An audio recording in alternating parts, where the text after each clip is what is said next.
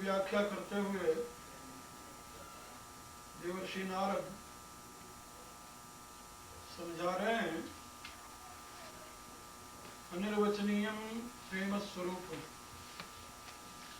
मूकास्वादनवत् प्रकाशते क्वापि पात्रे गुणरहितं कामनारहितं प्रक्षणवर्धमानम् अविच्छिन्नं सूक्ष्मतरम अनुभव रूप।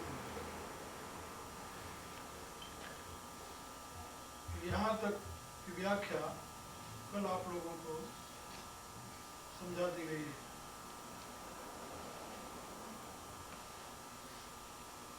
अब देवर्षि का कथन है, तत्प्राप्य तदेवावलोकयति तदेव शृणोति तदेव भाषयति तदेव चिंतयति।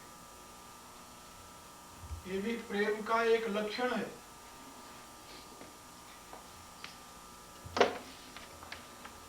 प्रेमी जब अपने प्रेमास्पद से युक्त हो जाता है, प्रेमास्पद में निरत हो जाता है, तो उसे प्रेमास्पद की चर्चा के अतिरिक्त और कुछ भी अच्छा नहीं लगता, प्रिय नहीं लगता, पसंद नहीं आता। जब भी कभी जिधर भी उसकी दृष्टि जाएगी तो अपने प्रेमास्पद को ही देखेगा। सर्वत्र वह अपने प्रियतम को ही ढूंढता है। यदि कोई भी वस्तु व व्यक्ति व स्थान उससे खाली दिखाई दे, वह उसे प्रिय नहीं लगता, पसंद नहीं आता, उसका वो त्याग कर देता है। इस संबंध में आप लोगों ने रामायण से कथा पढ़ी होगी, सुनी होगी। लंका विजय के पश्चात भगवान राम जब लौट करके आते हैं तो विभीषण उपहार में एक अमूल्य रत्नों का हार भगवती को समर्पित करते हैं। और अयोध्या में सिंहासनासीन होने के पश्चात प्रभु जब सभी प्रियजनों को कुछ उपहार देकर के विदा करना चाहते हैं, तो सामने बैठे हुए श्री हनुमान जी को देख करके मां के हृदय में भी कुछ उपहार देने की भावना जागृत होती है और प्रसाद रूप में वह अपने गले का वो अमूल्य रत्नहार श्री मारुति के गले में डाल देती है। उस हार को पा करके मारुति प्रसन्न हो जाते हैं। मां का दिया हुआ प्रसाद है ऐसा समझकर गले में से निकाल लेते हैं। उस चमकते हुए वस्तु को देख करके उस हार में से एक मणियां तोड़ते हैं, इधर उधर देखते हैं, जब कहीं कुछ दिखाई नहीं देता तो उसको मुंह में डालते हैं, दांत से तोड़ते हैं, दो टुकड़े करते हैं, देखते हैं कुछ नहीं है, फेंक देते हैं।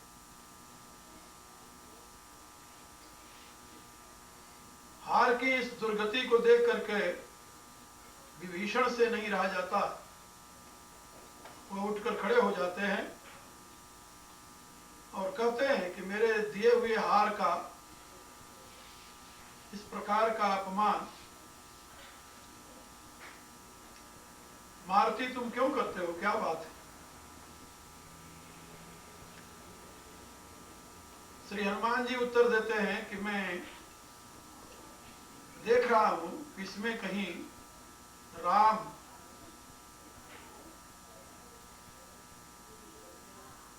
नाम व रूप व लीला व धाम से संबंधित राम तत्व इसमें वह नहीं दिखाई दे रहा है, इसलिए इसे तोड़ रहा। शायद इसके अंदर हो। विभीषण को आवेश आ जाता है, पूछते हैं क्या जिसमें राम नहीं है उसका कोई मूल्य नहीं तुम्हारी दृष्टि में? बोले नहीं, राम से रहित पदार्थ का मेरी दृष्टि में कोई मूल्य नहीं है, इसलिए मैं इसमें उसे ढूंढ रहा हूं। कहा तो जिस शरीर को तुम धारण किए हो क्या इसमें राम है? अवश्य। यदि नहीं होगा ये भी मेरे किसी काम की नहीं है। ऐसा कहते हुए श्री मारुति अपने वक्षस्थल को फाड़ देते हैं और उनके हृदय में श्री सीताराम विराजित हैं। ऐसा देखकर सारी सभा स्तब्ध रह जाती है। इस कहानी के पीछे अभिप्राय केवल यह है कि भक्त जो है वह सर्वत्र अपने भगवान की सत्ता को ही देखना चाहता है, भगवत्ता को ही देखना चाहता है। ये भक्त की आंतरिक चाह होती, जिस वस्तु में उसके भगवान नहीं वह वस्तु उसके किसी काम की नहीं। इसलिए देवर्षि कह रहे हैं तत्प्राप्य तदेवा अवलोकयत्। प्रभु को पाने के पश्चात प्रभु का भक्त सर्वत्र प्रभु को ही देखना चाहता है, प्रभु को ही देखता है। जहां प्रभु नहीं दिखाई देते उसका वह सर्वथा त्याग करता है। हनुमान के जीवन में और भी कई ऐसी घटनाएं हमें पढ़ने को मिलती हैं। लंका में प्रवेश करते हैं तो एक नहीं अनेकों महलों में घूमते हैं। वहां तुलसीदास जी लिखते हैं मंदिर मंदिर प्रतिकर शोधा, लेकिन उन मंदिरों में राम नहीं है, राम नाम नहीं है। वहां क्या है? देखे जाता अगणित जोधा। वहां वीर है शस्त्रास्त्र युक्त। राम को न देखकर, राम नाम को न पाकर मारुति कहीं भी टिकते नहीं। वेव दशानन मंदिर वाही,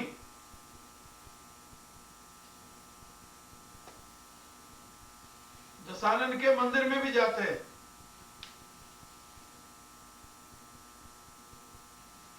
बहुत ही विचित्र मंदिर है वो, अति विचित्र कही जात सुनाही। सैन किए देखा कपितई, मंदिर मन दीक वैदेही।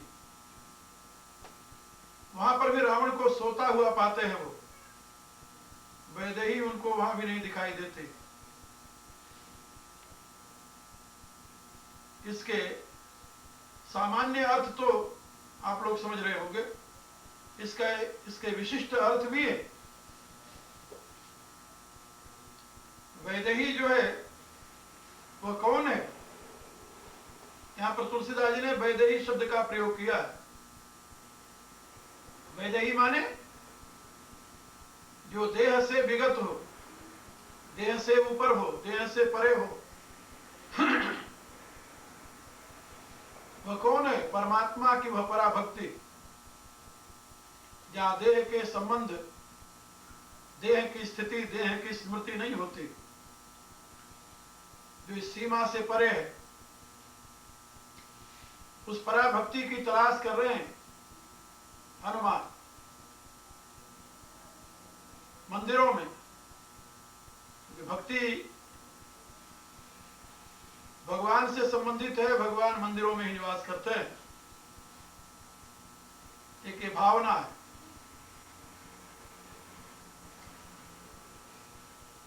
भगवान महलों में नहीं है, भगवान मंदिरों में है। बहुत पुरानी भावना है। लेकिन हनुमान ने एक नहीं अनेकों मंदिरों को देखा,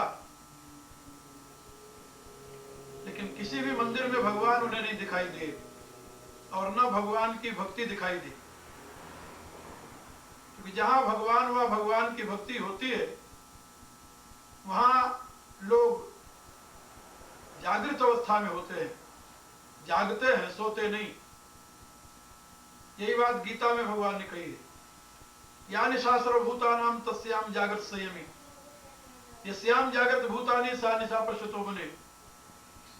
जिस मोह की निद्रा में दुनिया वाले सोए रहते हैं उसमें संयमी जागता है, और जिसमें संसार के सुख की, संसार के वैभव को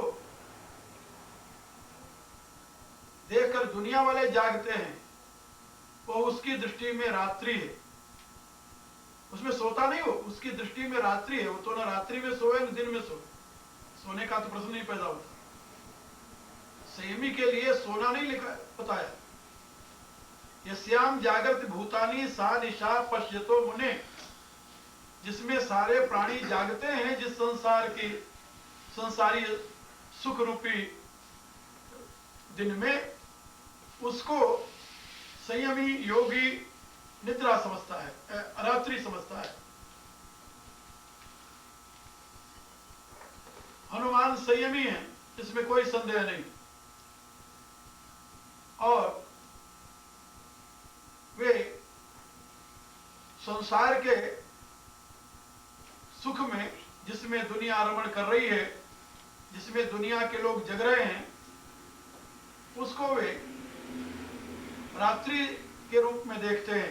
सा निशा पश्यतो मुने, वह उनके लिए रात्रि है।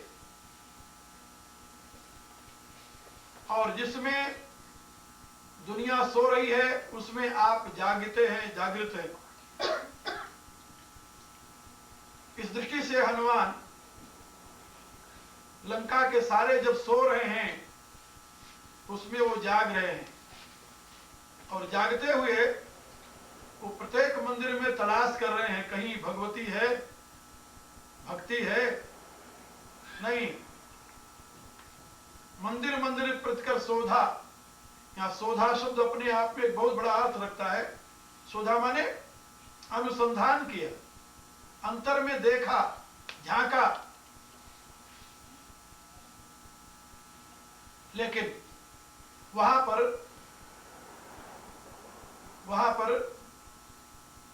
भक्ति रूपी भगवती नहीं दिखाई दी। देखे तो जहां तहां अगणित योद्धा, उसमें देखा किसको उन्होंने? योद्धा को।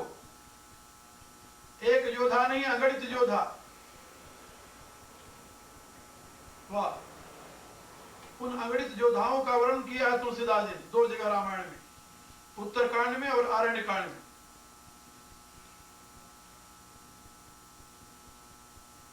उत्तरकांड में उन्होंने बताया, जहां पर बताया कि ये बड़े सुभट हैं, बहुत बड़े बलवान वीर हैं, ये, इनसे कोई बच नहीं सकता, और बड़े बड़े तत्वज्ञ जो है वो भी इनके सामने हार जाते हैं। श्रीमद्वक्र न कीन कहे प्रभुता बधिर न काहे, मृग नैनी के नैन सर को असलाग्र जाहे, गुणकृत सन्य पात नहीं कही, कौन काम मद तजव निवेही, कृष्णा कही न कीन बो रहा, कहीं कर हृदय क्रोध नहीं दाहा। वहां पर ये सब माया कर परिवारा, प्रबल अमित को वर नहीं पारा, शिव चतुरानन जाहि डराही, पर जीव के लेखे माही। और उन्हीं वीरों का वर्णन भगवान राम के मुख से कराया है आरण्य कांड में। यहाँ भगवान कहते हैं, लक्ष्मण देखत काम अनीका, ये काम की सेना है। एक जगह मोह की सेना, एक जगह काम की सेना, एक जगह माया की सेना। और ये बहुत बड़े बड़े वीर हैं।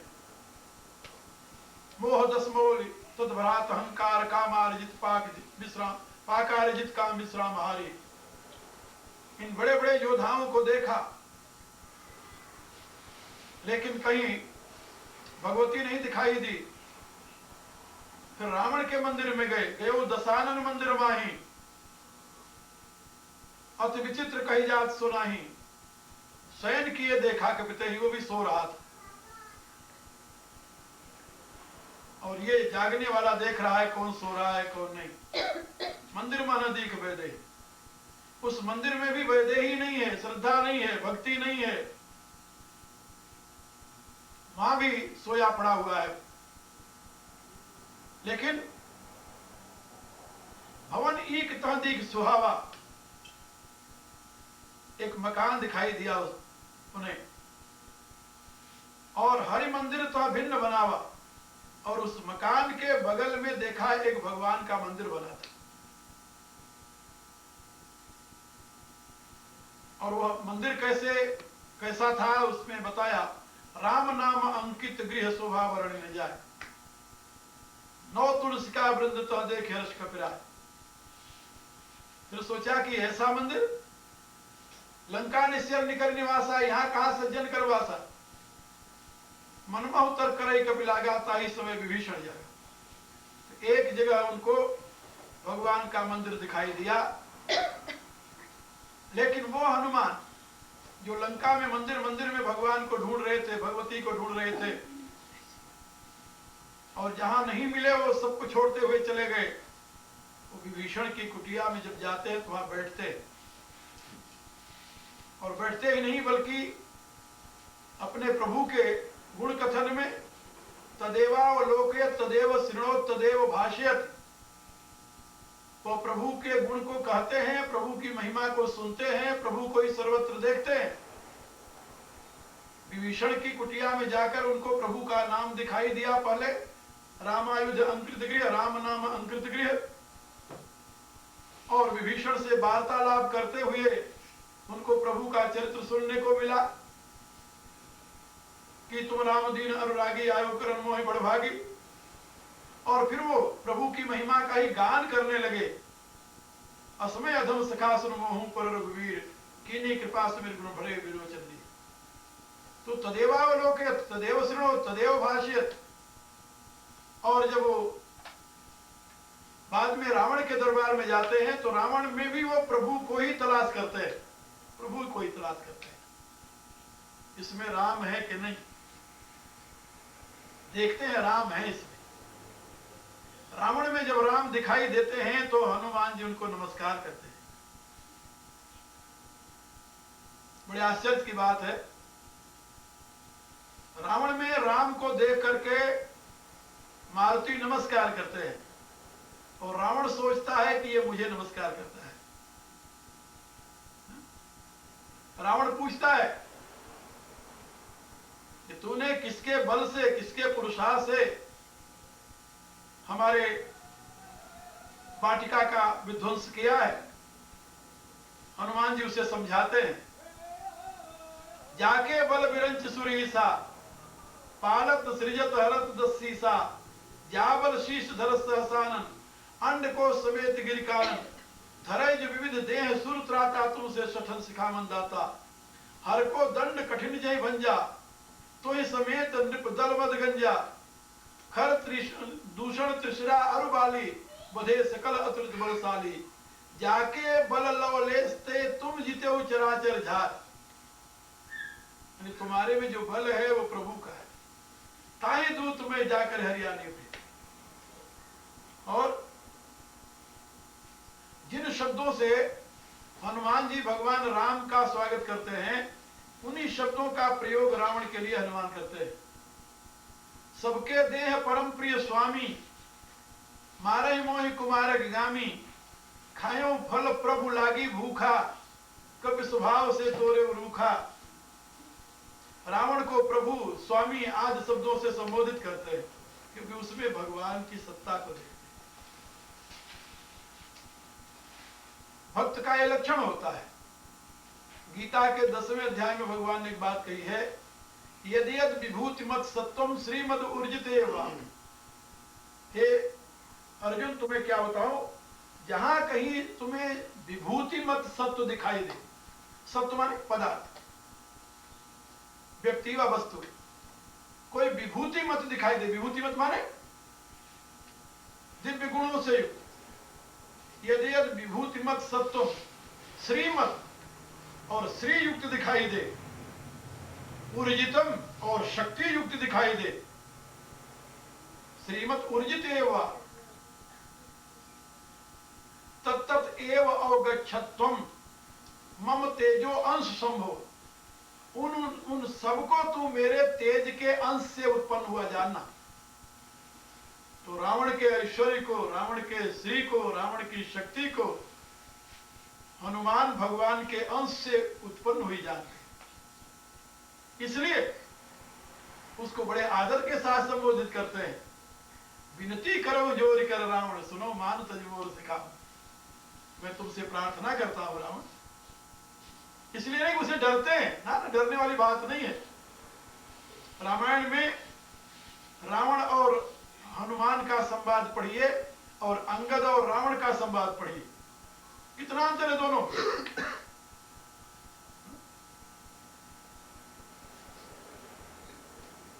बहुत अंतर है, क्योंकि हनुमान भक्त है। भक्त की दृष्टि में जो कुछ भी ऐश्वर्य युक्त है वह भगवान की विभूति, वह भगवान के अंश से उत्पन्न हुआ है। भक्त जब किसी बुद्धिमान की बुद्धि को देखता है तो उसको, उसकी बुद्धि को भगवान की विभूति समझता है और उसको उस विभूति का पात्र समझता है। इसलिए बुद्धि के नाते उसका आदर नहीं करता, उसकी पात्रता के नाते उसका आदर करता है और उसके बुद्धि के वैशिष्ट को परमात्मा की विभूति जानकर स्वीकार करता है। बहुत ही गंभीर दृष्टिकोण है। आप लोग विजराज पर मनन कीजिए। जब आप किसी बलवान के बल को देखते हैं और जब उसके बल को उसका अपना मान लेते हैं तो आप में दास्ता का जन्म होता है। क्या समझे? जब किसी धनवान के धन को देखते हैं और उस धन का स्वामी उसे मानते हैं तो आप में दीनता का जन्म होता है। होता है? जब किसी बुद्धिमान की बुद्धि देखते हैं, उसको उस बुद्धि का स्वामी मानते हैं, तो आप में स्वयं में हीनता का जन्म होता है। तो हीनता, दीनता, दासता और इसी प्रकार के अन्य कई दुर्गुण आप में उत्पन्न हो जाते हैं, केवल इस दृष्टि से कि जो इसके पास है वो इसका है। गीता में भगवान आपको एक संदेश देते हैं, कहा कि देखो मेरे बच्चों, जब तुम किसी में कोई भी वैशिष्ट देखो तो तुम उसका मत समझो, वो मेरा समझो। बलम बलवताम चाहम कामराग विवर्जितम,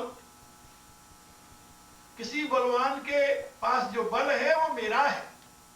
बुद्धिम बुद्धिमताम अस्मि तेजो तेजस्वी नाम हम, किसी बुद्धिमान के पास जो बुद्धि है वो मेरी है। किसी तेजवान के पास जो तेज है वो मेरा है। किसी ऐश्वर्यवान के पास जो ऐश्वर्य है वो मेरा है। कहा यदि ऐसी दृष्टि हो जाए तो क्या लाभ है? कहा लाभ ये होगा कि जब तुम किसी बुद्धिमान की बुद्धि उसकी समझोगे तो तुम्हारे अहम ने यदि तुम्हें धिक्कारा, अहम ने धिक्कारा, तब तुम क्या करोगे जानते हो? उसकी बुद्धि का निरादर, उससे तुम सीख नहीं ले सकते, उससे तुम प्रेरणा नहीं ले सकते, उससे तुम दिशा नहीं ले सकते, क्योंकि तुम समझोगे कि इसकी बुद्धि है तो इसके लिए है, मैं क्यों इससे लाभ उठाऊं या मैं क्यों इसका उपयोग करूं? ये मेरे लिए थोड़ा ही है, क्या मेरी कम है इससे? ये अहम के धिक्कार, अहम के प्रबल होने पर उसके धिक्कार का नतीजा ये होगा। और यदि अहम ने नहीं धिक्कारा, तुम्हारे अहम ने अपने आप को सरेंडर कर दिया, तब तुम उसकी गुलामी करोगे, तब तुम उसकी गुलामी करोगे। तुम ये सोचोगे कि ये तो बड़ा बुद्धिमान है, हम तो इसके सामने कुछ नहीं है, तो तुम अपने आप में हीनता की अनुभूति करके उसकी गुलामी करोगे। और कहा यदि ये मान लिया जाए कि बुद्धि भगवान की है तो कहा जब तुम ये मान लोगे कि ये बुद्धि भगवान की दी हुई है इसको, तो उस अवस्था में भगवान की बुद्धि का तुम आदर करोगे और उसके प्रयोग में तुम्हें हीनता महसूस नहीं होगी। भगवान की बुद्धि तो सबके लिए है, केवल इसी के लिए थोड़ी है। कहा फिर उस व्यक्ति के प्रति तुम्हारा क्या दृष्टिकोण होगा। मनोविज्ञान के विद्वान संत कहते हैं, कहा कि उस समय एक बात तुम और तो सोचोगे ना कि भगवान ने अपनी बुद्धि का इसे पात्र समझा, तब तो उसे बुद्धि दी, तुम्हें क्यों नहीं दे दी। तो इसमें कुछ तो विशेषता थी जिसके नाते भगवान ने इसको अपनी बुद्धि का पात्र समझा। इसमें कुछ तो विशेषता थी जिसके नाते भगवान ने अपने बल का इसे पात्र समझा। यानी बल भगवान का है, बुद्धि भगवान की है, ईश्वरी भगवान का है, श्री भगवान की है, इसमें कोई संदेह नहीं। लेकिन किसको भगवान ने दिया, सबको क्यों नहीं दे दिया। सबको इसलिए नहीं दिया कि सब में वो पात्रता नहीं थी। तो पात्रता इसने स्वयं में क्रिएट की, पात्रता का सृजन किया और पात्रता का सृजन करने के नाते यह हमारे लिए आदर्श है। जैसे इसने स्वयं में पात्रता उत्पन्न करके प्रभु की बुद्धि को प्राप्त करने में समर्थ हुआ, इसी रूप से हमें भी इसका अनुकरण करके स्वयं में ऐसी ही पात्रता का निर्माण करना चाहिए जिससे हमें भी प्रभु अपनी बुद्धि प्रदान करे। तो उससे जलसी नहीं होगी, उससे ईर्षा नहीं होगी, उससे द्वेष नहीं होगा और उसके प्रति दीनता नहीं होगी, उसके प्रति आदर दृष्टि होगी। वो हमारे आदर का पात्र है क्योंकि वो भगवान की कृपा का पात्र बना है। और लेकिन उसमें जो बुद्धि है, क्योंकि वो भगवान की दी हुई है, इसलिए उसका प्रयोग जैसे उसके लिए वैसे हमारे लिए भी है। तो इस अवस्था में आप उसकी बुद्धि का पूरा पूरा लाभ उठाते हुए भी, उसके प्रति कृतज्ञता व्यक्त करते हुए भी, आदर व्यक्त करते हुए भी, तो उसके गुलाम नहीं बनोगे। एक बहुत बड़ी दृष्टि है और यह दृष्टि गीता हमें देती है। और इसी दृष्टि को इस सूत्र में व्यक्त किया गया है, तत्प्राप्य तदेवावलोके। जो व्यक्ति भगवान की सत्ता को समझ लेता है, अनुभव कर लेता है, वह सर्वत्र अपने भगवान को ही देखता है। हर एक स्थिति में, हर एक अवस्था में, हर एक स्थान पर अपने प्रभु की महत्ता को ही देखता है। तदेव अवलोके, तदेव अवलोके और तदेव शृणोति, और सर्वत्र उसी की महिमा का ही वो श्रवण करता है, उसी की महिमा का ही वो चिंतन करता है। उसके सिवा और किसी की बात सुनने के लिए तैयार नहीं होता।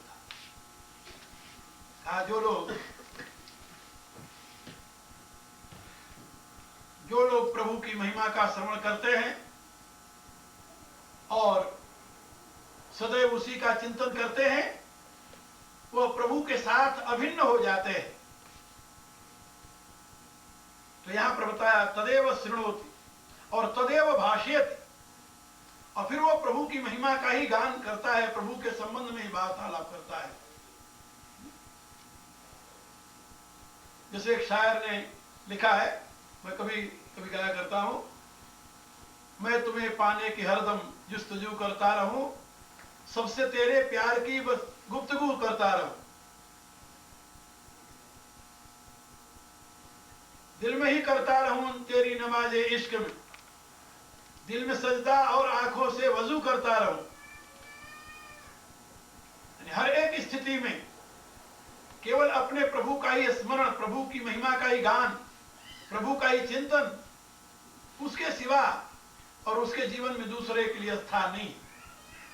ये भक्त का लक्षण है। इस विषय में महर्षि नारद का कथन है, तदेव चिंतयत। अब प्रभु ही दिखाई देते हैं, प्रभु को ही सुनता है, प्रभु की महिमा का गान करता है। क्यों? कहा तदेव चिंतयत, कहा सतत उसका चिंतन चलता रहता है। प्रभु चिंतन के सिवा और किसी का चिंतन